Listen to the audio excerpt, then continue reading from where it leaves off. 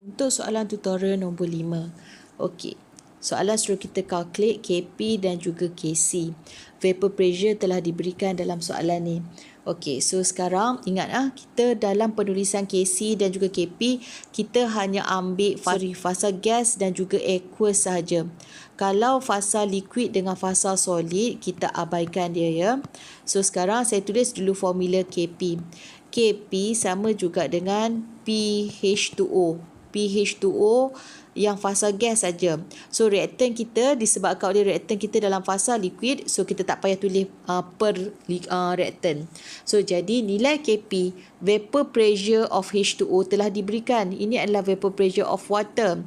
So jadi nilai KP sama juga dengan 23.8 torr. Okey, kita ada satu formula yang nak kaitkan KP dan juga KC. So, kalau macam sekarang, kita dah ada jawapan untuk KP. Soalan suruh kita calculate KC. So, formula untuk calculate and relate KP dan juga KC adalah formula kita adalah KP sama juga dengan KC dalam bracket RT delta N. Delta N ni bermaksud mol produk minus mol reaktan. So adalah nilai delta N. Okey, so sekarang KP kita dah ada ni nilai KP. Tetapi KP kita ni dalam unit torr. Apabila kita nak darabkan dengan nilai R, kita kena make sure pressure dalam unit ATM. So saya tukar dulu torr kepada ATM. 1 ATM sama dengan 760 torr. So kalau kita ada 23.8 torr, so ia adalah bersamaan dengan 0.0313 ATM. Okey, so bila kita dapat nilai KP dalam ATM, baru kita boleh substitute dalam formula kita ni. So KP 0.0313, KC kita nak cari, nilai R macam biasa 0.08206. Temperature untuk eksperimen kita ni adalah pada 25 degree Celsius. So jadi temperature kita kena tukar dulu dalam unit Kelvin.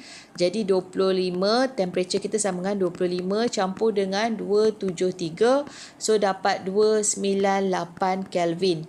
So darab dengan 298 Kelvin. So nilai delta N kita adalah produk over reactant. So produk kita kita ada 1 mol produk. Okey, jadi 1 tolak reaktan. Since reaktan kita dalam fasa liquid, kita tak ambil kira. Jadi 1 tolak 0. So kuasa 1. So kita selesaikan, kita dapatlah jawapan KC sama dengan 1.28 kali 10 kuasa negatif 3. Untuk soalan tutorial nombor 7. Okay, at equilibrium in the following reaction, the partial pressure of bromine gas 0.6 atm. Derive KP equal to KC RT 1/2. Okay, so soalan suruh kita derive yang ini ya. Derive KP sama dengan KC RT 1/2. So, daripada formula kita ni, daripada equation kita ni, kita tulis dulu formula KP dan juga KC. So, bila saya tulis formula KP, since yang ni fasa solid kita abaikan, so yang ni pun fasa solid kita abaikan, ini saja fasa gas. Jadi KP sama juga dengan pressure BR2 kuasa 1/2. Okey, manakala formula KC sama juga dengan concentration BR2 kuasa 1/2. Okey, katakan ini adalah persamaan 1, ini adalah persamaan 2. Okey, so sekarang kita assume that,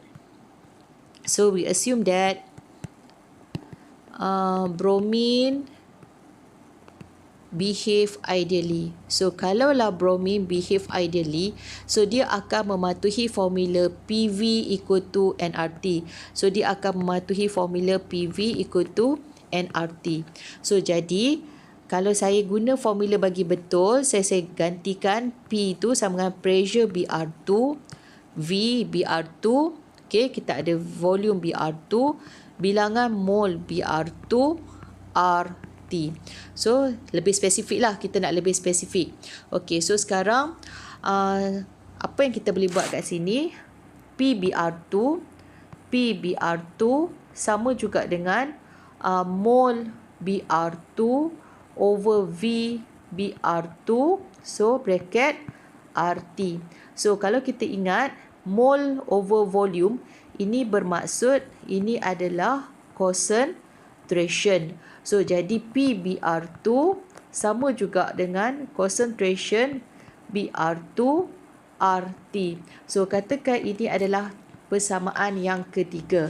Jadi sekarang saya substitutekan persamaan yang ketiga ni dalam formula yang pertama. Jadi saya nak substitutekan PBR2 ni dalam persamaan kita ni. Jadi saya tulis balik. So saya tulis KP sama dengan, sama juga dengan ini PBR2. Jadi saya masukkan nilai KP sama juga dengan BR2 RT. So sekarang kuasa 1/2. So dalam bracket, so semua ni adalah kuasa. Jadi semua ni adalah kuasa 1/2. So bila saya dah substitute begini, so sekarang KP sama juga dengan concentration BR2 kuasa 1/2 RT kuasa 1/2. So kalau kita tengok kat sini, BR2 kuasa 1/2 ni, BR2 kuasa 1/2 bermaksud ini adalah persamaan nilai KC. Dia adalah bersamaan dengan KC. Jadi saya substitute bagi betul. So saya letak KP sama juga dengan KC RT 1/2. So saya dah dapatlah formula yang kita nak ni. So saya dah dapat apa yang kita nak. So kita nak buktikan ini. Derive KP sama dengan KC RT 1/2. So seterusnya, what is the value of KP in the reaction? Jadi KP sama juga dengan PBR2 kuasa 1/2. So PBR2 dalam soalan dah bagi sebanyak 0.6 ATM. Jadi KP sama dengan 0.6 kuasa 1/2. So selesaikan, saya dapat jawapan 0.775. Dapatlah jawapan 0.775.